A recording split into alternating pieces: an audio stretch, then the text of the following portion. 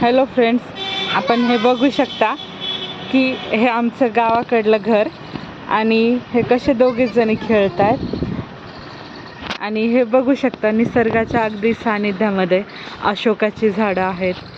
हे नारळाचं झाड आहे, अशोकाचं झाड आहे, हिरवीगार झाडी, सूर्यकिरणं, थंडगार हवा.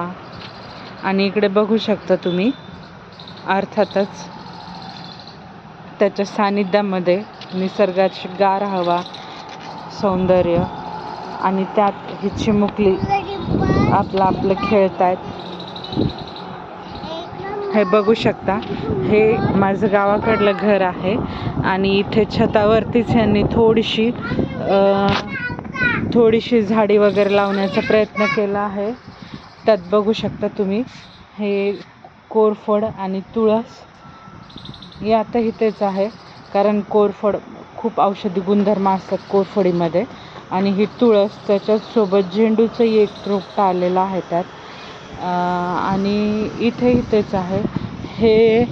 आम्ही तर याला स्वस्तिकचं झाड म्हणतो. स्वस्तिकचं आलेलं आहे, नंतर हे दुसरीकडे लावतील. आणि इकडे बघू शकता आपण इकडेही, कारण तुळस आमच्या इथे आईला त्यांना फार आवडते आणि औषधी गुणधर्म आहे, तर आम्ही याची रोज 2-4 पानं रोज खातो सकाळी अनुशापोटी. आणि ह्याने होतं काय, आपली रोगप्रतिकारशक्ती वाढते चांगल्या प्रकारे.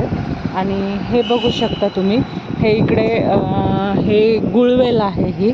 हे पण जसं ॲलोपॅथीमध्ये स्टेरॉइड असतात तशी ही गुळवेल स्टेरॉइडचं काम करते. आणि हे बघा तुम्ही, हे बघू शकता हे कशी जुन्या काळात बाया म्हणायच्या की डेरेदार तुळस. डेरेदार म्हणजे काय, की अगदी घेरदार पूर्ण अशी पांगलेली आहे, तशी तुळस आहे.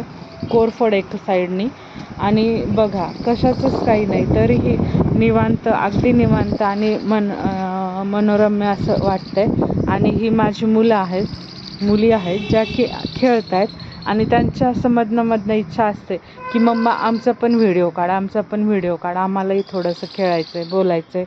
तर बघू शकता हे असं चाललेलं असतं यांचं. हॅलो, बोलायचं आहे तुला?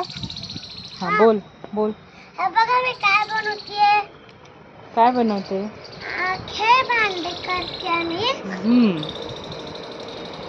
बर, ओके. आता याच्यामध्ये मसाला टाकला. हां, मसाला टाकला. तू तुझी भाजी बनव, आम्ही येतो थोडासा फेरफटका मारून येतो.